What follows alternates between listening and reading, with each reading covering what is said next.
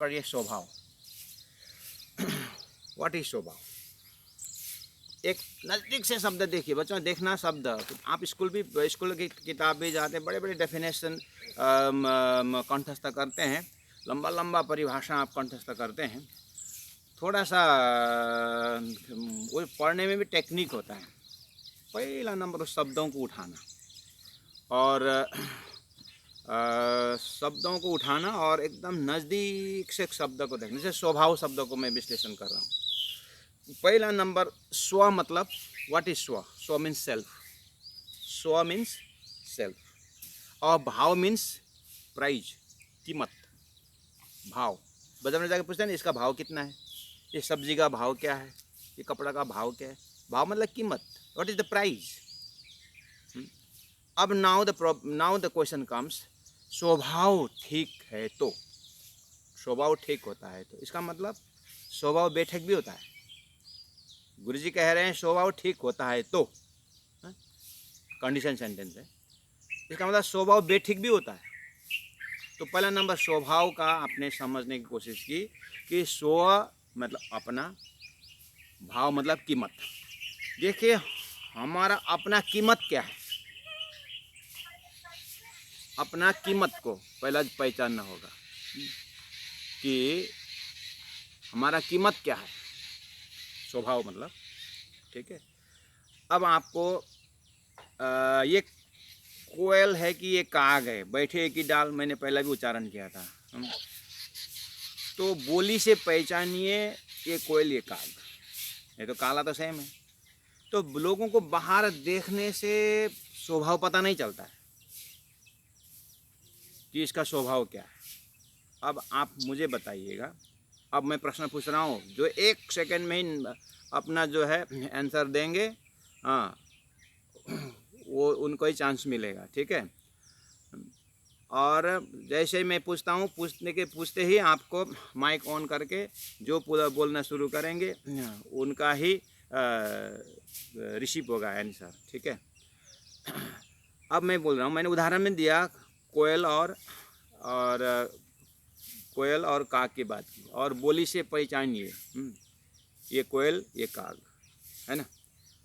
अगर स्व मीन्स स्वयं और भाव मतलब कीमत, तो अपना कीमत स्वभाव अगर है तो मुझे ये बताइए स्वभाव किस कैसे जगह में प्रस्तुत होता है। स्वभाव का एडवर्टाइज या स्वभाव मेरा हमारा ये अच्छा स्वभाव ये बुरा स्वभाव है, ये कौन मूल्यांकन करेगा, कब करेगा। Start answering.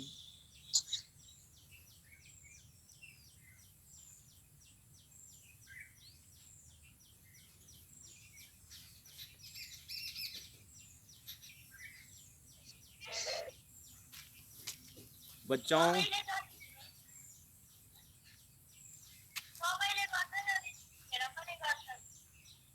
हाँ, फिर टेल अगेन।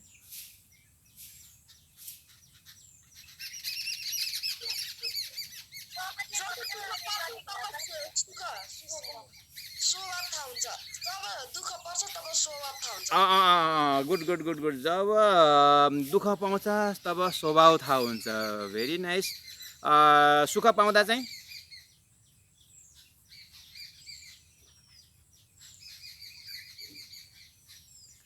जब दुख होता है तब स्वभाव पता चलता है, आपने कहा। जब सुख होता है तब स्वभाव पता नहीं चलता है। जब सुख होता है तब हमारे दिल को अलग ही खुशी मिलती है। दिल को खुशी तो मिलती है, लेकिन स्वभाव पता चलता है कि नहीं चलता सुख होने पर।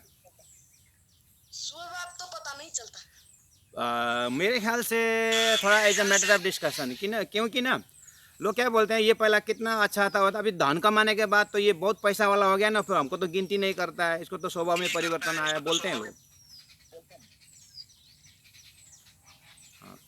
कोई जिनको इच्छा है कृपया थोड़ा स्वभाव के ऊपर प्रकाश डालें।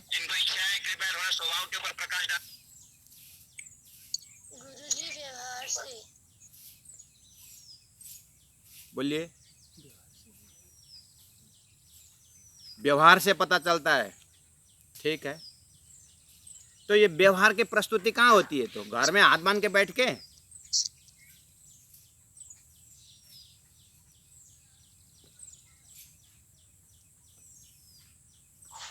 प्रणाम गुरुजी। प्रणाम, आपका नाम?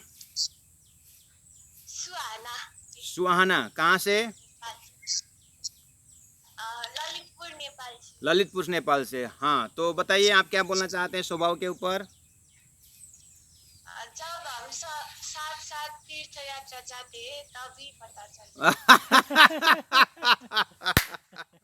आप दो कितने बार तीर्थ गई है? कहाँ कहाँ गई तीर्थ में? नौतनपुरी, सूरत, कहाँ कहाँ गई? कहीं भी नहीं। तो फिर कैसे पता चला आपको? चलो, दादी माँ बता रही ना कि यात्रा जाते समय, तो दादी माँ को पता होगा यात्रा में किस किस से ठगा है, कहाँ का क्या क्या है। चलो, आपने अच्छी बात बताई। तो मैं अब सभी बच्चों से यहीं पर इसी प्रसंग में संबोधन करता हूँ कि ये बहुत बड़ा मतलब एपिसोड होता है कि हम कमरे में हाथ बांध के बैठ के न किसी को स्वभाव को जानते हैं, न अपने स्वभाव को परिचय दे सकते हैं। ठीक है, देयरफॉर इन शास्त्र कर्म इज वेरी इंपॉर्टेंट। हमें कर्म से, गुरुजी ने देखो तो सूक्ति नंबर 5 में क्या कहा है? दो शब्द, एक शब्द कर्म शब्द यूज किए हैं और स्वभाव शब्द यूज है। पहला सेंटेंस में कर्म है, दूसरा सेंटेंस में स्वभाव है। कर्म और स्वभाव, इट इज गोइंग टुगेदर। देखो, ये दोनों ना साथ साथ है। इसका मतलब हमारा कर्म से हमारा स्वभाव पता चलता है। अब देखना मौका कैसे होता है। हमारा कर्म, हमारा स्वभाव का प्रस्तुति हमारा कर्म से होता है। ठीक है, अब कर्म का वैरायटी क्या है कि कर्म में सबसे बड़ा, कर्म का मूल्यांकन करने का सबसे बड़ा क्वालिटी है निस्वार्थ कर्म। एक स्वार्थ कर्म होता है, एक निस्वार्थ कर्म होता है। ठीक है, मैं संबोधन कर रहा हूँ ये टीन एजर्स, हमारे जो सुंदर साथ हैं, हमारे जो बच्चे हैं समाज के। तो इस उम्र में हम लोग जो भी करते हैं, हमारे हृदय में कुछ एस्पेक्ट रहता है, कुछ मतलब एक होप, एक आशावादी होते हैं हम कि क्लास में, अगर मैंने स्कूल में क्लास में किसी को मैंने कुछ डॉट पेन भी दे करके सपोर्ट किए हैं, तो डॉट पेन देते समय तो हमने ध्यान नहीं दिया, उसका ज़रूरी लगा, हमने चलो ये डॉट पेन यूज़ करो, दे दिए। एक सिंपल थी। इसी तरह थोड़ा सा बढ़ाओ उसको कि हमने कुछ उसको किताब फटा था तो हमने एक किताब भी उसको पढ़ने के लिए दे दिया। कुछ कुछ डायरी ख़त्म हो गया था, हमने एक डायरी भी उसको दिया था, वो भी हमको मालूम है। कुछ ना कुछ हमने मदद की है। ठीक है, कुछ ना कुछ हमने मदद की है। अब हमने उसको मदद की, बात ख़त्म है। लेकिन अब बात कहाँ पहुँचती है? जिस दिन हमें ज़रूरत पड़ती है और उसने जिसको आपने मदद की थी उस समय में उसने नकार दिया ना, और उसने अगर नकार दिया तो हम क्या बोलते उस समय में? उसको मैंने एक डायरी भी दिया था, उसको मैंने डॉट पेन भी दिया था, अभी मेरी ज़रूरत में तो उसने तो दिया ही नहीं। बस ये कंडीशन हमको दुख देता है। हमने दे दिया, यू फॉरगेट इट। ये भूलने की ताकत होना चाहिए। इसीलिए हमारे ऊपर किसी ने उपकार किया, ये भूलना नहीं चाहिए। लेकिन हमने किसी के ऊपर उपकार किया है तो हमें ट्राई टू फॉरगेट इट, उसको हमें भूल जाना चाहिए। हमने उपकार किया है और हमने उपकार किया है और उसने हमको उपकार नहीं किया, क्योंकि हमने उपकार किया याद है। अब उसने उपकार नहीं किया तो हमको दुख देता है। इसलिए जीवन में कर्म का मेजरिंग रॉड है। कर्म जो हम करते हैं उसका मेजरिंग रॉड है कि हम उसके ऊपर कितना निस्वार्थ भाव से कर्म करते हैं। ये वाला फर्स्ट, ये हमारा स्वभाव को झलकता है। तो मैं एकदम अब करीब आपके घर के अंदर आता हूँ। तो अब स्वभाव से स्वभाव ठीक होता है तो लोगों का पसंद, इसका मतलब हमारी शरीर की पूजा नहीं हो रही है, हमारा लोग हमें रेस्पेक्ट दे रहे हैं, हमारा शरीर को रेस्पेक्ट नहीं दे रहे हैं, हमारा स्वभाव को रेस्पेक्ट दे रहे हैं। हमारा स्वभाव को लोग इज्जत दे रहे हैं। इसीलिए वर्क इज वर्शिप बोलते हैं ना, पूजा ही कर्म ही पूजा है। कहने का मतलब हमारा स्वभाव, हमारा स्वभाव, हमारा कीमत हमने कितने रखे हैं। तो अब आपको अपने घर के स्क्रीन में मैं आ रहा हूँ, आपके घर के स्क्रीन में मैं आ रहा हूँ। तो हमारा स्वभाव का प्रेजेंटेशन लोग हमको कब पढ़ेंगे। अभी एक जो ललितपुर से, जो नेपाल से जो एक बच्ची जो बोल रही है कि तीर्थ यात्रा बोल रहे हैं, हो एकदम सही आंसर है। कहने का मतलब हमारा यात्रा में हमारा स्वभाव झलकता है।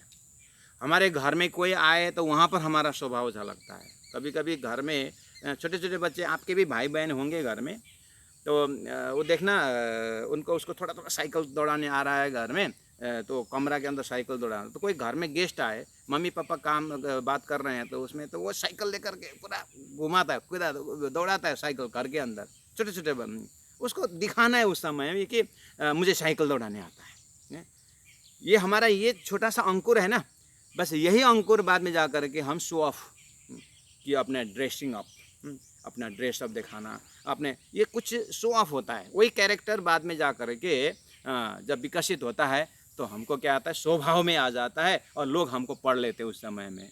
ये कितना अपना मतलब दिखाना चाहते हैं। बस ये चीज़ जो है हमें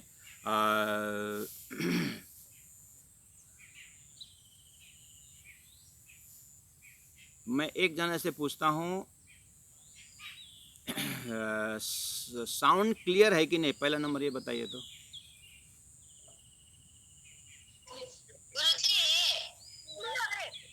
हाँ जी, okay, thank you thank you thank you thank you thank you thank you. तो मैं ये पूछ रहा हूँ कि स्वभाव हमारा, देखिए अगर कर्म करेंगे नहीं, हाथ बांध के बैठेंगे, कौवा है कि काग है ऊपर हुए, तो जो उसको मुख से आवाज़ नहीं निकले तो कैसे पहचाने। ऐसे ही हमारा स्वभाव से लोग हमको पढ़ते हैं। That is our measuring rod. हमारा कीमत क्या है। मैंने ये भी उदाहरण दिया था आपको, अगर याद है तो। दुकान को जब शॉटर खोलने पर पता चलता है कि ये दुकान सोने का दुकान है कि कोयला का दुकान है। हमारा कर्म से पता चलता है कि सामने वाला हमको पढ़ेंगे कि हम संस्कारी हैं, कि हमारे माँ बाप का संस्कार कैसा है, क्या है। हमारा ही नहीं, बच्चों इतना ध्यान देना, हम पूरा खानदान का रिप्रेजेंटेशन होते हैं। हमारे पूरा माता पिता का संस्कार, कोई माता पिता हमें ये बैड हो, ये चोरी करे, ये बुरा संस्कार हो, ऐसा कोई नहीं चाहता है। कोई माँ बाप के डिक्शनरी में ये नहीं। लेकिन हमें जो है सतर्क रहना चाहिए कि घर में कोई गेस्ट आते हैं। फिर मैं ये भी मैं एक आर्टिफिशलिटी एकदम मुझे मैं पसंद नहीं करता हूँ। आर्टिफिशलिटी वो क्या है कि घर में दो जना कोई नया आया तो माता के पास आके एकदम वो रोटी भी बना रहे हैं, जैसे कि as if is very much helpful. अब उस समय में चलो गेस्ट तो 1 घंटे आके चले गए और बोले कि वाह उनके बच्चे तो माँ बाप को इतना मदद करते हैं किचन में और पिताजी को इतना सेवा करते हैं। 2 दिन से फिर दूसरे दिन से वही रूटीन। आपको अंदर में एक प्रकार के नेपाली बोलते हैं ना, कुतकुती लग अंदर से एक बार खुजली नहीं होती है कि गेस्ट आ गए। वो चलो गेस्ट तो बहुत अच्छा करके गए, माँ बाप की नज़र में हम क्या हुए। माँ बाप के नज़र में कल तो वो गेस्ट आए थे, वो अपने को दिखाने के लिए वो किचन में भी है। ये रूटीन हमारा घर में हेल्पफुल हैंड जो है, जो सहयोग करना, जो भी जितना समय बनता है कि घुस गिर आए तो किताब लेकर के दूसरे, तो माँ बाप इधर बात कर रहे हैं दूसरे कमरा में, एकदम कचरे को कुकुर करके दूसरे कमरा में चिल्ला के पढ़ रहा है बच्चा। माँ बाप नहीं बोलते, आज वो दिखा रहा है। देखिए तो यहाँ हम ऐसा स्वभाव बनाएं जो हमारा नेचर बन जाए। हमारा स्वभाव मतलब नेचर हो जाए वो, कि अपनी डेली रूटीन जो है, लेकिन डेली रूटीन अच्छा routine in right time, early in the morning. हमें घर में उठना, बैठना, नहाना धोना, साफ सफाई, पूजा पाठ, उस हिसाब से हम इन दिस एज फैक्टर, अभी के समय में हम उस प्रकार से घर से ही, चैरिटी बिगिंस एट होम जो कहा गया है, घर में ही हम पहला अपने स्वभाव को पढ़ सकते हैं। एंड ओके, मैं अब आप लोगों को ये चौपाई नंबर जैसे सूक्ति नंबर 5 में हमने जो एक चिंतन रखा था, चिंतन रखा था, वो लगभग मैंने, अब हम चलते हैं सूक्ति नंबर 6 में। ठीक है, आज नया सूक्ति को हम ऐड कर रहे हैं। अब गुरुजी यहाँ पर कहते हैं 32 दांत के बीच जीवा की तरह संसार में होश के साथ रहना चाहिए। तभी एक बार अपने अपने मन में पढ़िए तो 32 दांत के बीच जीवा की तरह संसार में होश के साथ रहना चाहिए। ठीक है, मैं बच्चों से पूछता हूँ, यहाँ पर इस सेंटेंस में मेन वर्ड 2 शब्द आप ढूंढ के निकालिए। इस सूक्ति में मुख्य 2 वर्ड आप निकालिए, 2 शब्द निकालिए।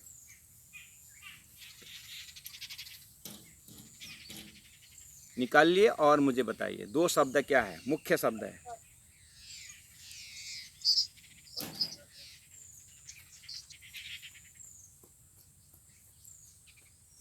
गुरुजी प्रणाम। प्रणाम प्रणाम। 32 दांत और चूहा। 32 दांत और जीवा। Very nice. मेगा से मैं पूछ रहा हूँ, मेगा एक बार माइक ऑन की थी। प्रणाम जी, बताओ।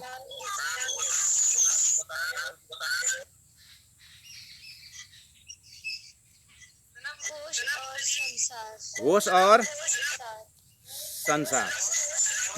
मेघा का शब्द आंसर है होश और संसार। ठीक है, और कोई?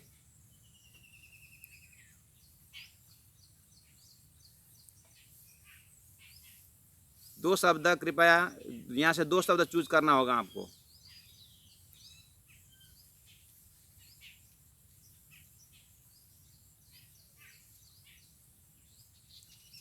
चलो ठीक है, चलो टाइम ऑफ। हमारे बच्चों ने दो जगह से हमें आंसर आया। एक 32 दांत और संसार, एक तरफ से आया होश और संसार। चलो, you have to get the creativity of mind. आपका चिंतन बहुत सटीक जा रहा है। तो जीवा और 32 दांत, पहला नंबर तो गुरुजी मंगलदास जी की सूक्ति इतने प्रैक्टिकल है। हमारे साथ में भी इतने साथ में है कि रोज हमारा काम पड़ता है। एक कल्पना करो तो दांत ना हो तो, अपने शरीर में दांत ना हो तो कैसा होता बच्चों? कल्पना करो दांत ना हो तो। एक बार क्या हुआ ना, एक जवान और एक बूढ़ा का झगड़ा हो गया बीच में। दोनों को इतना झगड़ा हो, लेकिन यंग लड़का है एक और बूढ़ा है। लोगों ने देखा ये बूढ़ा के साथ क्यों झगड़ा कर रहा है। कभी कि तो बूढ़ा भी बूढ़ा ही होता है ना। तो इतना झगड़ा आगे बढ़ गया कि उस जवान ने बोला, मैं बूढ़ा तेरे को एक बक्से में तेरा सारा दांत गिरा देता हूँ। बोला, बूढ़ा को और गुस्सा आया, अब करके निकाल के जेब में डाला। अब गिरा तो, अब गिरा, दांत गिरा। एक बार कल्पना करो, दांत न हो तो कैसा होता है। दूसरी बात, और कल्पना करिए जीवा न हो तो, टंग न हो तो हमारा क्या होता है। ठीक है,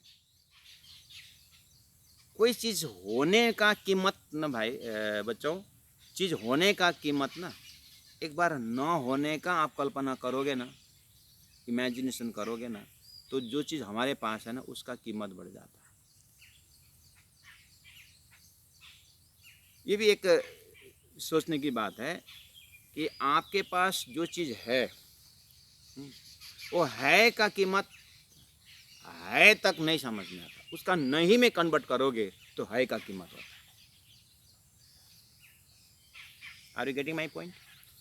आपके पास अभी ये शरीर में देखो, अभी आपके पास आँख है और आँख का कहाँ इस्तेमाल करना, क्या करना, लोग बोलते हैं अच्छी चीज़ देखो, अच्छी चीज़ देखो, बोलते हैं ठीक है, काम आँख हम देख रहे हैं। लेकिन ये आँख का, हमारे में आँख होना और आँख का जो रोशनी परमात्मा दे रहे हैं, और यहाँ से हमको चीज़ है, लेकिन जिनके आँख ना हो ना, हाँ, उनके साथ थोड़ी से आप उठ बस करोगे तो आपको अपनी आँख की कीमत पता चलता है। तो सभी इंद्रियों में घटाना और परमात्मा को जिनके पास बाहर की रोशनी नहीं है, लेकिन ध्यान देना उनके पास अंदर की रोशनी होती है, वो दूसरा आनंद है। तो पहला नंबर ये दांत और जीवा में आप संबंध स्थापित करो, संबंध स्थापित करो। कभी कभी ये दांत जो है ना जीवा को काटता है कि नहीं काटता? खाते खाते कभी भी काटता है नहीं काटता? आपका अनुभव है ना? हाँ, ठीक। तो आपने जीवा को दांत काटता है, कभी कभी काटता है, लेकिन गुरुजी ने यहाँ पर दृष्टांत जो कभी कभी काटता है वो बात अलग है, लेकिन 32 दांत के बीच में जीवा की तरह संसार में होश के साथ रहना। अभी जो होश और संसार करके दो शब्द इम्पोर्टेंट करके जो मेघा साहू जी ने जो कहा था, बात सही है कि होश शब्द जो है बी अलॉट, ये बहुत ज़रूरी है। तो आप कल्पना करना 32 दांत के अंदर जीवा पूरा दांत चबा रहा है, घूम रहा है, देखे तो कोई चीज़ खा के देखे, टाइमिंग देगा तो मेरा बॉडी लैंग्वेज में आप, मैं जीवा को बाहर निकाल रहा तो जीवा को मार भी रहा, है ना? कितना फास्ट काम होता है, जीवा कितना होश में रहता है। तो व्यवहार में संसार में 32 दांत क्या है? संसार में 32 दांत क्या है बच्चों? मैं सीनियर स्टूडेंट से पूछता हूँ, सीनियर साधक से पूछता हूँ एक बार, जस्ट फॉर आस्किंग, 32 का हिसाब किताब लगाइए। परम धाम में 32 पहल है। परम धाम में जबरों के नहर से 32 पहल प्रारंभ बड़ी रांग तक जाते। ये 32 क्या है? दांत भी 32। तुम्हारा 32 से मत देखा बोलते हैं ना। दांत भी 32। जीवा और 32 देखना है। दांत के 32। आपके पास 5 ज्ञानेंद्रिय है और 5 विषय है और 5 देवता हैं। 5 कर्मेंद्रिय, 5 ज्ञानेंद्रिय। 5 कर्मेंद्रिय में क्या क्या है? वाक, पानी, पाद, उपस्थ, पायु, कर्मेंद्रिय। और इसका विषय वाक बोलना, वाक पानी लेना देना, पाद आना जाना, उपस्थ और पायु मल त्याग और पेशाब का त्याग। ये कर्म इंद्रिय हो गया, ठीक है। और इसका देवता भी है। कर्म इंद्रिय, उसका विषय और देवता 15। ज्ञानेंद्रिय 5, उसका विषय 5, उसका देवता 5, 15 15 15 30 हो गया। और 30 और मन और बुद्धि 32 हो गया। ये 32 दांत है हमारा। अंदर अंदर आत्मा जीवा है, अंदर आत्मा जीवा की तरह है। अब ये इस जीवा रूप आत्मा को ये 32 अपना जो साधन है, 5 ज्ञानेंद्रिय, 5 केंद्रिय में इसका देवता हिसाब से इनके होश के साथ जीना है। बच्चों, ये बहुत अध्यात्म का बहुत गहरी बात गुरुजी मंगलदास जी के संकेत में मिल रहा है। पहला तो मैं और 32 समाज में तो कैसे कैसे लोग आते हैं, कैसे कैसे समाज है, उसमें से होश के साथ रहना ये तो ठीक है। बाहर हम क्यों इतना दूर चले जाएं? हम इसी उम्र में, इसी समय में हम ये थोड़ा अध्यात्म का टच क्यों हमारे अंदर ना हो? See, life without problem is death. Similarly, life without spiritual touch is dry. Life without problem is death. समस्या बिना का जीवन मृत्यु सा रहा, मृत्यु सा रहा। जीवन में समस्याएं आनी चाहिए, कठिनाई आनी चाहिए, जो हमें नया लाइफ देता है, नया अनुभव देता है। This universe is a school, you have to learn many thing here. ये हमारा स्कूल है, संसार विद्यालय है, यहाँ से हमें बहुत कुछ सीखना है। तो जीवन में without problem is a death, similarly life without spiritual touch dry. अगर जीवन में अध्यात्म का रस हमारे अंदर नहीं है तो जीवन सूखा हो जाता है। ये अध्यात्म का विद्या है जो अभी गुरु जी मंगलदास जी के सूक्ति से हम प्रवेश कर रहे हैं। गुरु जी ने कहा कि 32 दांत के अंदर जीवा की तरह ये उदाहरण है। संसार में होश के साथ रहना ये हमारा सिद्धांत है। इसमें दृष्टांत और सिद्धांत, एग्जाम्पल एंड प्रिंसिपल। हम उस एग्जाम्पल को ले रहे हैं। गुरु जी ने एकदम शरीर के अंदर ही एग्जाम्पल दिया और मैंने एक शरीर के अंदर ही उसकी व्याख्या किया कि 32 हमारे अंदर 5 ज्ञानेंद्रिय, 5 कर्मेंद्र और इसका विषय। कान शब्द में दौड़ता है, आँख रूप में दौड़ता है, नाक गंध में रहता है, स्किन स्पर्श में दौड़ता है और जीवा स्वाद में दौड़ता है। अब इसको एक बार छोड़ दीजिए तो मन में जो आया मुख से खाया, कान से जो आया वो सुना, आँख से जो देखा, जो दिखता है दिखा दिया, नाक में जो आया सूंघते रहिए और पाँव का चलना है जहाँ तक जाते रहिए, हाथ का जो है करते रहिए। अब इस तरह से बेहोशी में अगर चलेंगे, ऐसा बेहोशी हो तो हमारा जीवन क्या होगा। तो ऐसे परिवेश में होश के साथ रहना, कहने का मतलब बिल्कुल हम इस उम्र में हमारे साथ ये गुण अंग इंद्रिय हैं।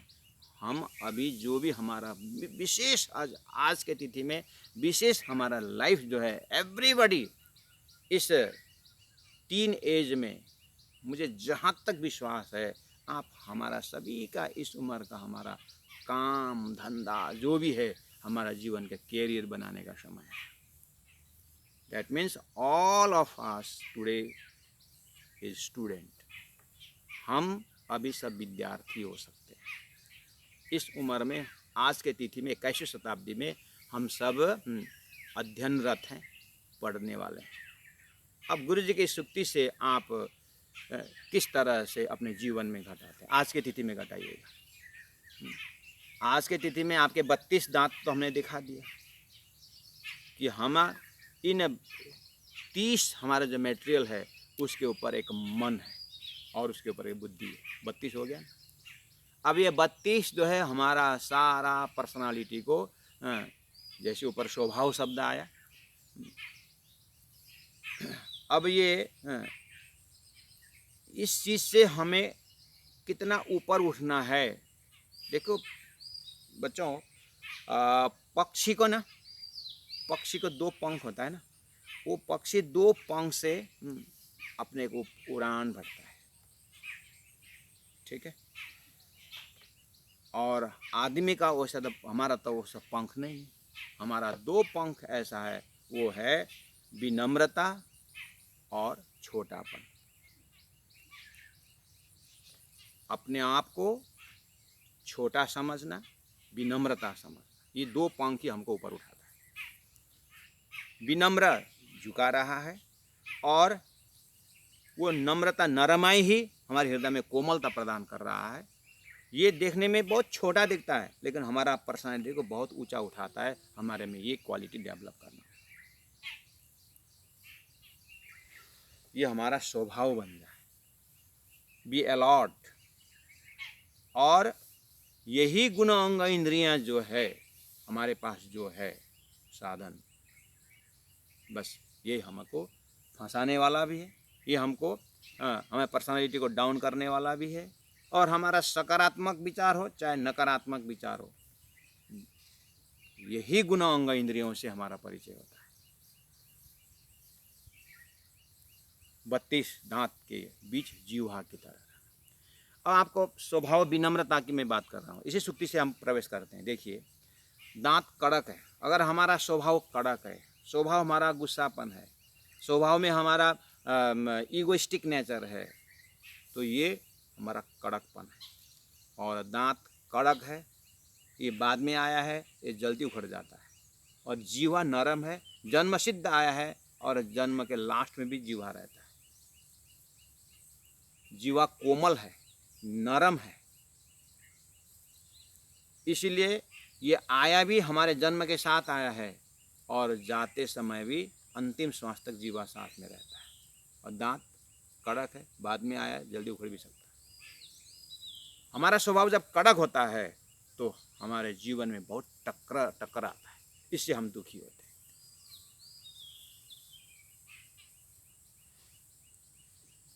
आपको पता है कि जब फुटबॉल रहता है और वो एकदम पूरा फुल करके रास्ता में बैठा तो कोई भी लात मारेगा, उसको हवा निकल करके कोई कोने में है तो कौन लात मारेगा,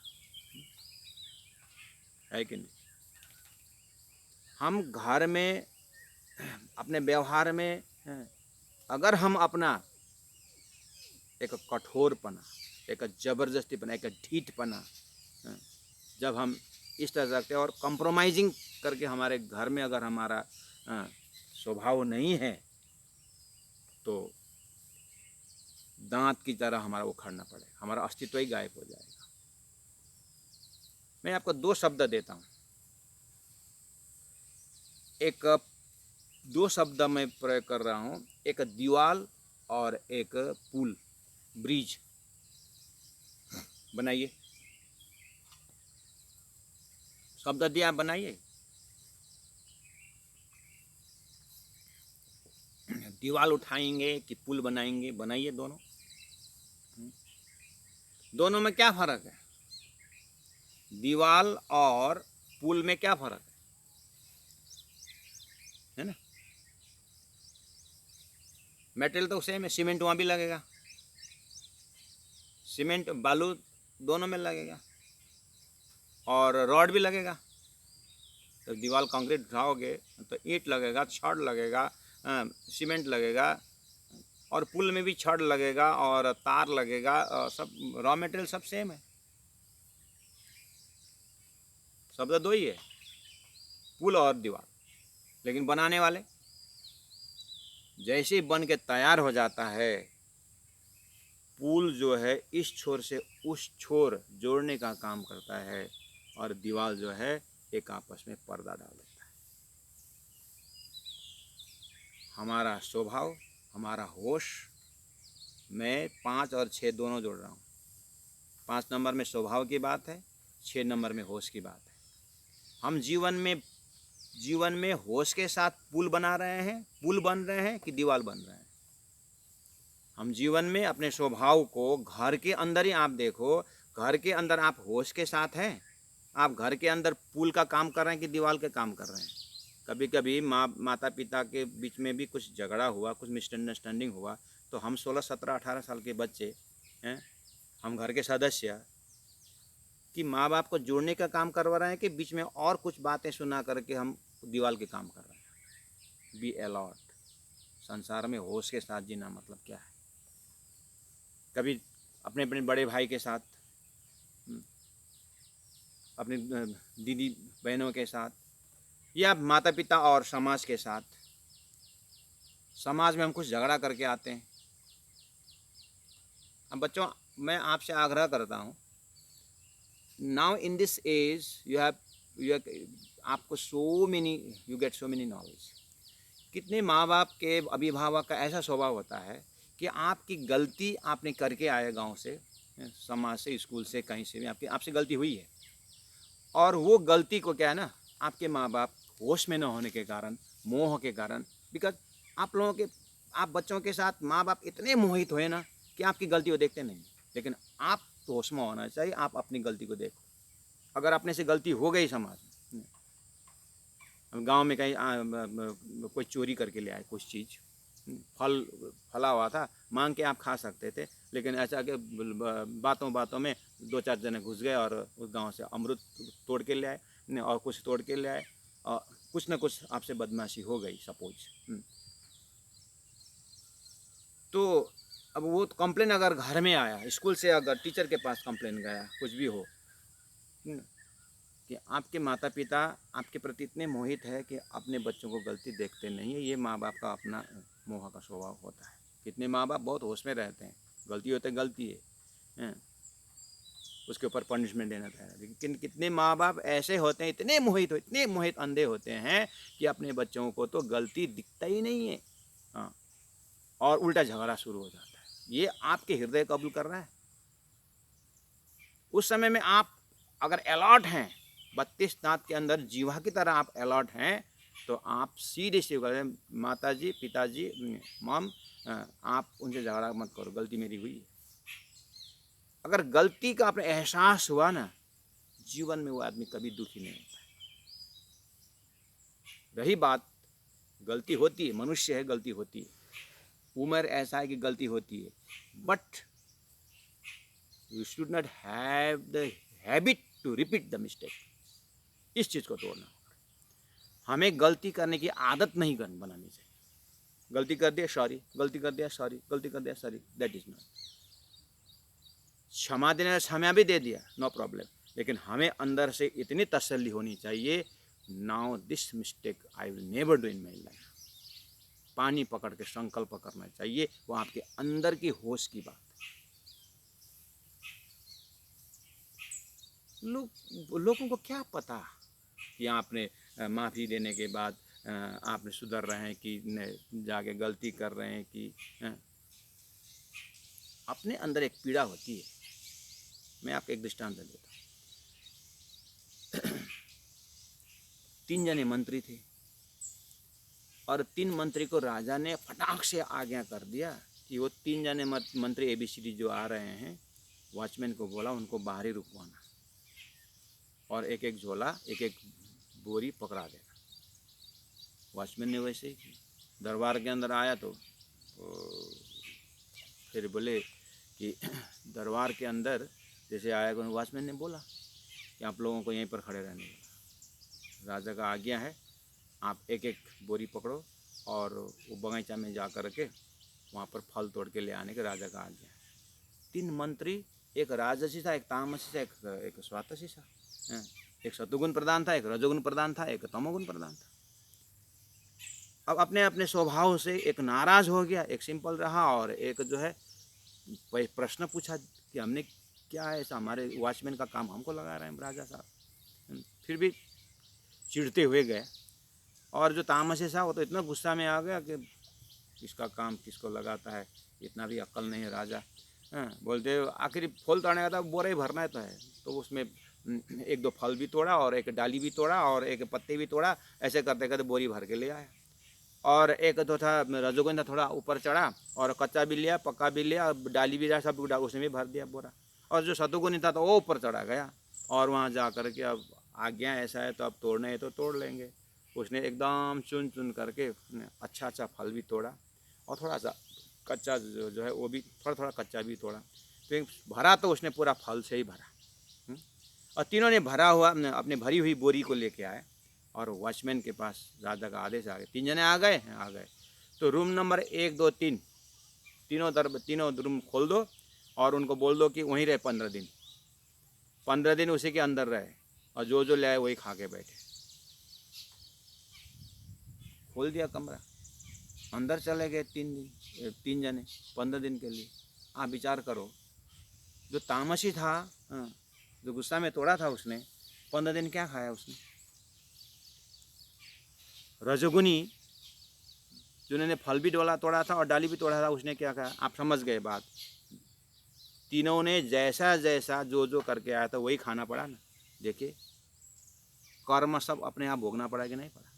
जैसा कर्म किया तो वैसा भोगना पड़ा कि नहीं पड़ा। हमारा स्वभाव अगर अलर्ट नहीं है, हम होश में नहीं हैं, तो कर्म बिगड़ जाता है और कर्म बिगड़ भोगना अपने को ही पड़ता है। देखे तो ये 3 जने मंत्री, राजा का आदेश था तो आदेश को मानना है बस। वो भी पूरा लाइफ थोड़ी मानने का है। मंत्री है, उसका जो 8 घंटा उनका ड्यूटी है, ड्यूटी में आए तो ड्यूटी भर मानना था। लेकिन उसके लिए उन्होंने क्या कर्म बिगाड़ा, गुस्सा के कारण अलर्ट नहीं हुए, होश में नहीं है, बेहोशी हो गए। तो एक तो बेचारा जो सतुगुणी होश में था, उसको तो पका फल भी लाया था, कच्चा भी लाया था। 15 दिन तो उसने पका हुआ फल पहला खाया और बाकी पकते गए खाता। वो तो 15 दिन फल ही खा के आया, और जो घास घूस लेके आया था, डालियाँ लेके आया, तो बेचारा क्या, वो तो देखो तो कर्म कैसा भोगना पड़ा। हम इस साधन के साथ, इस 32 दांत की तरह हमारे गुणांग इंद्रिय हमारे साथ है, विषय वस्तु हमारे साथ है, ऑब्जेक्ट हमारे साथ है, सब्जेक्ट हम हैं। तो ये ऑब्जेक्ट और सब्जेक्ट की इस दुनिया में हम जो है कैसे रहते हैं? अगर होश में रह करके संभालना, अभी हमारा टाइम है होश में होने का।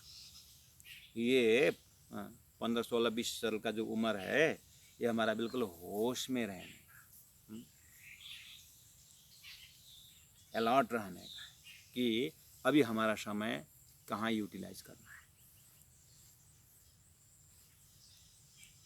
अभी हमारा स्पोर्ट्स का है, हमें किताबें पढ़नी है, जीवन का कैरियर बनानी है। कितने दिन आप अपने माँ बाप के होटल में रहेंगे? आपके माँ बाप कितने दिन आपको सुविधा देते रहेंगे? इस चीज़ को बिल्कुल, यू हैव गॉट, आपने माता पिता इतना परमात्मा के रूप बन कर के आए हैं, हर तरह से प्रोटेक्शन दे रहे हैं। एक लड़की कंप्लेन करती है गुरु के पास जाकर के, गुरु जी हमारे पिताजी को समझा दीजिए, वो बाप नहीं है, वो अभिशाप है। गुरु बोले क्या क्या क्या हुआ? मैं कॉलेज जाती हूँ, मैं कॉलेज जाती हूँ। हाँ तो क्या हुआ? मैं कॉलेज के स्टूडेंट हूँ, मेरे पिताजी पहुँचाने जाते हैं, लेने जाते हैं, और रास्ता में खड़े रहते हैं। मुझे मालूम नहीं कि मेरी जिम्मेदारी, मैं बच्चा थोड़ी हूँ, मैं बच्ची थोड़ी हूँ, लेकिन उनको कौन समझाए?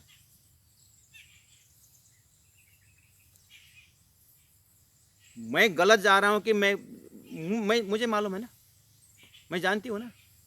पिताजी आ गए तो बातें छिड़ गई। पिताजी ने बोला, गुरु ने बोला, तुमको बाइक चलाने तो, स्कूटी चलाने तो बढ़िया आता है। वो तो विश्वास है पिताजी को कि मेरी लड़की अच्छी तरह से बाइक चलाती है, मुझे मालूम है। लेकिन बाइक चलाने न जानने वाले भी शिखारू भी उधर से आता है, तो तुमसे टकराएगा। इसी पिताजी अल्लाह साथ में। हमें इतना कॉन्फिडेंस कि हम सब कुछ जानते हैं, लेकिन माता पिता इसीलिए चिंतित रहते हैं कि सामने वाला तो हमें सामने से भी, अपने तरफ से भी माँ बाप साथ में है, और प्रोटेक्शन भी माता पिता दे। इस मौके पर हमें अपने जीवन को कल्याण करना है, इसलिए होश में रहना है। बच्चों, आज का समय लगभग हो रहा है। आज थोड़ा मोड़ा, आज सैटरडे है और ये 3rd वीक का समय है, और कल आपको स्पेशल समय रहेगा कि आपको, कल संडे हमारा दिन है,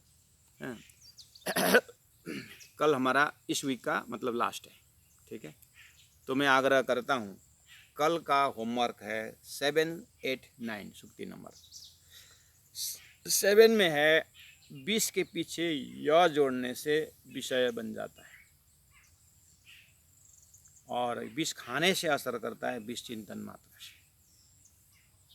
इसमें आपको मुख्य शब्द जोड़ना होगा। और गुरुजी की सुक्ति में दूसरा एक आपको याद करना होगा, दृष्टांत और सिद्धांत, एग्जाम्पल और प्रिंसिपल। ये 2 चीज़ आपको ध्यान दो। मैं पूछूंगा कि इस सुक्ति में मुख्य शब्द आप, जैसे आज पूछा था, इस चीज़ को आप सुक्ति पढ़ते समय याद देने का। और 8 नंबर सुक्ति है, जल का बूंद सूख जाता है, ज़्यादा बूंदे हो तो बटोर कर समुद्र में जाती है। हम लोग भी सामूहिक प्रार्थना के द्वारा परमात्मा के पास जा सकते हैं,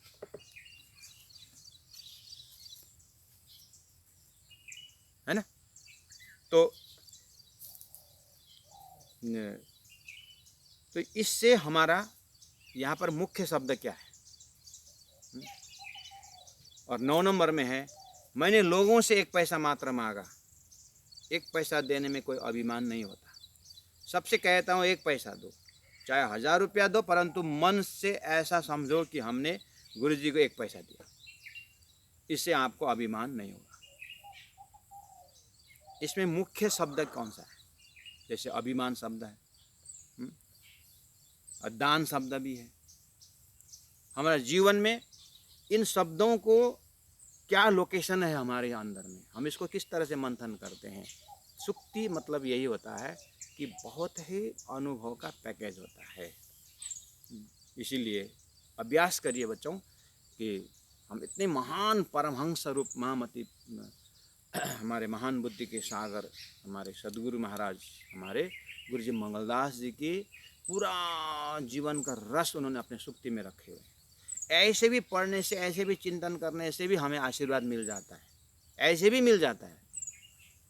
लेकिन उनके साथ अगर उनके हृदय की बातें खुलने की हम जब भी आप सुक्ति उठाओगे, मैं आपको ट्रिक सिखा रहा हूँ।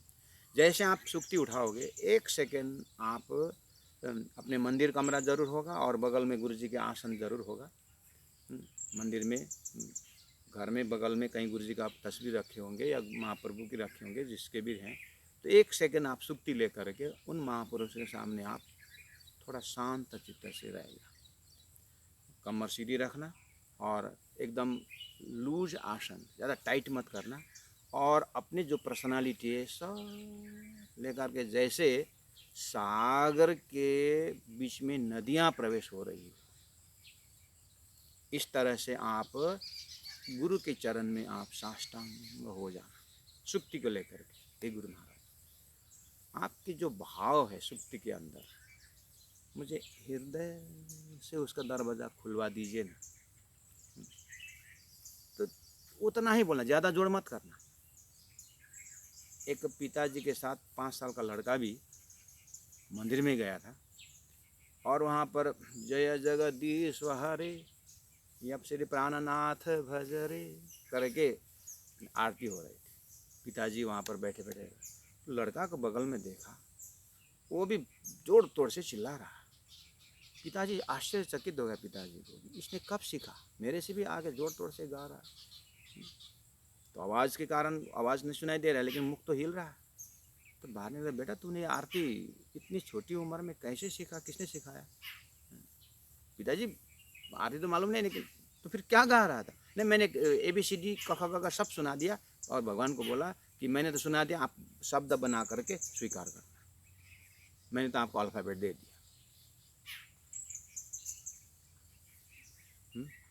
समझ में आई बात? आप परमात्मा के हो जाए, गुरु के हो जाए, सुक्ति सामने में रखे उनके हो जाए, वो कुछ न कुछ नया आइडिया देंगे। उस आइडिया को लेकर के कल इसी समय फिर मिलेंगे। थैंक यू वेरी मच, बहुत बहुत प्रणाम। तो अब मैं अंतिम सुक्ति दोहराता हूँ आज का, आप उसको अंदर अंदर दोहराइएगा, ठीक है? 32 दांत के बीच में, 32 दांत के बीच में जीवा की तरह संसार में होश के साथ रहना चाहिए। संसार में होश के साथ रहना चाहिए। बोलो श्री प्राणनाथ प्यारे की जय।